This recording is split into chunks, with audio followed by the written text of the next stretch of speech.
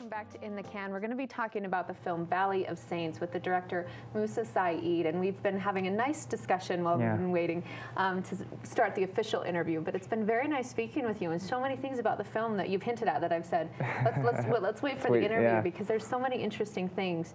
So let's first just give an overview of what the film Valley of Saints is about. Sure. So the film is set in Kashmir, in northern India. And it follows the story of a young boatman who's trying to escape the war and the poverty of Kashmir. And as he's trying to make this escape with his best friend, there's a military curfew. A huge protest erupts. There's a military curfew. He's trapped at his home with his friend on this very beautiful lake that they live on. And as they're waiting for the curfew to be over and to get a chance to finally escape, they meet this beautiful young woman who's come to do research on the lake, a Kashmiri American woman. And he, becomes her guide, and they form this tenuous romance. And when the curfew is finally lifted, he has to decide whether he still wants to stay behind with this woman or search for a better life with his friend and leave Kashmir behind. So it's kind of a, it's a story of friendship and love and hope in a place of destruction and death. So. And you wrote the film, correct? Yeah, I wrote and directed the film. So how long did it take to write? Well, it was interesting because I wrote, it took me maybe like 6 months or so to write a first draft of the film, and then I went to Kashmir to do research and things like that, but eventually, right before we were going into production, I kind of had to throw the script out because right before we went, an actual military curfew was actually imposed in Kashmir, and so we didn't feel safe. And we didn't feel like we could actually make the script that I had originally wrote. It was too big. It called for too many actors, too many locations, and so we just sort of rewrote the film in the few weeks before we went into production around the actual situation of what was happening. And we, we didn't bring our full crew. We had cast an actress in America that we didn't bring her either. So it was it changed a lot very quickly, but I think it changed for the better because it really became, it really helped document this moment in time, but also it became a lot, I think, more truer to the experience of the time and place. So the actual film reflected the realistic situation that you were shooting in. Yeah, and I come from a documentary background. This is my first fiction film, but I really wanted it to be a scripted film and all of that stuff, but the situation just made me have to sort of rely on my documentary instincts and sort of embrace the unpredictable nature of the situation and the uncontrollable situation. So yeah, we just kind of took it day by day and sort of, improvised our way, through the whole shoot because we didn't know what was going to be possible to shoot every day. Like we didn't know if we'd be able to get to a certain place, or if we'd be able to, count on, an actor to come to us or whatever. So it was a lot of hand-wringing and sort of trying to figure out what was actually possible. And I think, again, just incorporating all that into the film really made it more special in a way. This was quite an undertaking. I mean, you just hinted at the fact that there was a military curfew. It's not like there's a film office that you can go to and get those city permits. Do you tell us about the logistics? This seems like quite an undertaking. It was a little crazy at times. I mean, I spent a full summer there a year before production. Doing research. And a big part of that... And that didn't deter you? That didn't kind of scare you away? No, for me personally, it was a big journey because, my father and mother were born in Kashmir, and my father was a political prisoner there, and he immigrated to America and sort of, never looked back. And this was really my chance to reconnect with my parents' homeland, which I never really knew, growing up. Because you hadn't been there I hadn't prior? Been there. I'd been there when I was like maybe really 4 little. years old, and it'd been almost like, I guess, 20 years before I went back. So yeah, it was a big undertaking. I went the summer beforehand, and I just spent the whole summer basically getting to know the people of this lake. It's a really interesting and unique community of people that have built islands in the lake, and they live on boats or on these islands, and their whole livelihood and life revolves around interacting with this lake. And so I got to know this community of people just by spending a lot of time with them and hanging out with them. And they didn't know who I was before, but just by showing an interest in them, they took me into their community, and I ended up living with them and like rowing boats with them and eating with them. And sleeping with them and all this. So I really try to immerse myself in that community, and then I cast my main character, the lead role from that community. So he's a non-professional actor.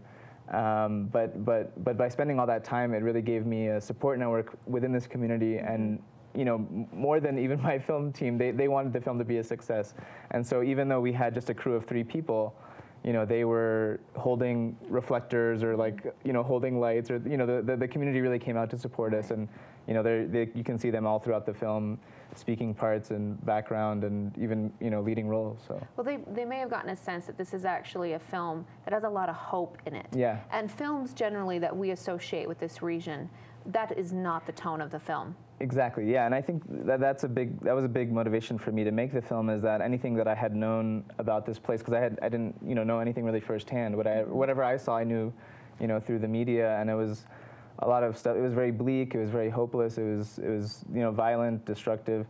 So I wanted to show something different, and to have that message of hope, and show that even in the face of destruction and decay, that beauty and hope can still survive. So you wrote the screenplay here, and then you went and did the research. What type of cultural nuances that you discovered did you have to then put into the filmmaking to really make it seem authentic and true to the culture there? Well, yeah, I mean, there was a lot of things that I didn't know beforehand, and especially things that were unique to this world on the lake. Like there's this really interesting floating market where people just every morning right at sunrise gather, like 100 boats gather together, and people are just bartering vegetables that they've grown at home, and it's a really interesting and unique scene. And I didn't really know about that before I went and saw it for myself, and then we decided to include that in the film. So there's a lot of stuff that I just had no idea about that was really specific and unique to this location that I found on that research trip, and that we included in the film. So we've talked about the fact that the film does incorporate the military and the war environment there, but it also talks about the environment, and you've kind of hinted that it's set around this village that's located near the lake. So you do tie in a little bit of the connection with people and environments, and particularly when those environments are threatened. Why was that important? I think, again, it was a way of looking at the region without looking directly at politics, and looking at the environment as kind of the reflection of of society, culturally, politically, etc. This lake is so beautiful. I mean, the film, the location did half the work for us in terms of just being this amazingly beautiful place, mountains and the lake itself and everything surrounding it. So it was important for me to focus on the environment, because it allowed me to talk about Kashmir in a different way, and to provide this really and to feature this really exotic, unique location, and bring audiences in that way. It's really an experience to see this world, which hasn't really been seen before on film. And it's a beautifully shot film. So well yeah, we're getting good feedback on the cinematography, so I'm pretty happy about that. That's an understatement. Good feedback. And so the logistics of this, again, we've mentioned that it's a military curfew. Yeah. You have non-trained actors, and you're shooting in water. Yeah. So that was a challenge. Yeah.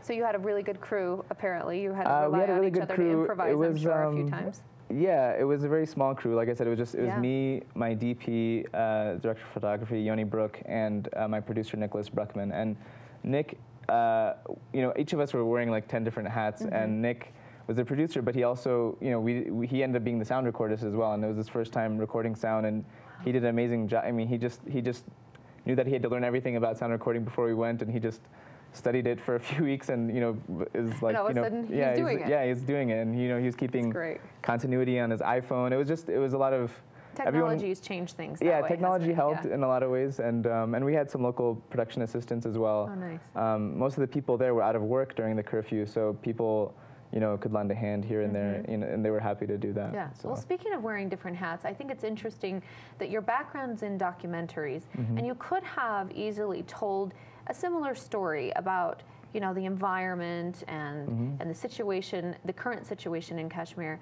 through a documentary, but you chose to do it through a dramatic. Why is that? Yeah, I think it was important to do a fiction film here, because I had to sort of create a conversation that hasn't really been happening through the main characters, who is Gulzar, this boatman, and this scientist woman who they formed this relationship, and that's not a story that I know that has actually happened. Right. And so they're coming together. Represents a lot of things, environmentally, politically, socially, that's important for that dialogue to happen, and it hasn't happened yet. So I had to sort of create that in a way. But we definitely incorporate a lot of documentary elements into the film in terms of shooting in actual locations and just some things, non-trained actors, like and and shooting some of the conflict that was going around us. We could sometimes hear tear gas canisters being shot in the distance or bullets, and we would not put ourselves in harm's way, but try to document that so that it would be true to the experience of being there. Fascinating. Last question, since this is your heritage, your parents are both from this region, what did you learn about yourself and your family by being there and seeing it for yourself? That's interesting. I think I'm still figuring that out as we go. It was, actually my parents came to the premiere of it on Monday night, and they hadn't seen the film at all beforehand. They didn't, know anything really about what it was about, and I was really nervous about showing it to them. But then, they saw it, they were there, and I think it was the first time I've seen my dad cry like in my life.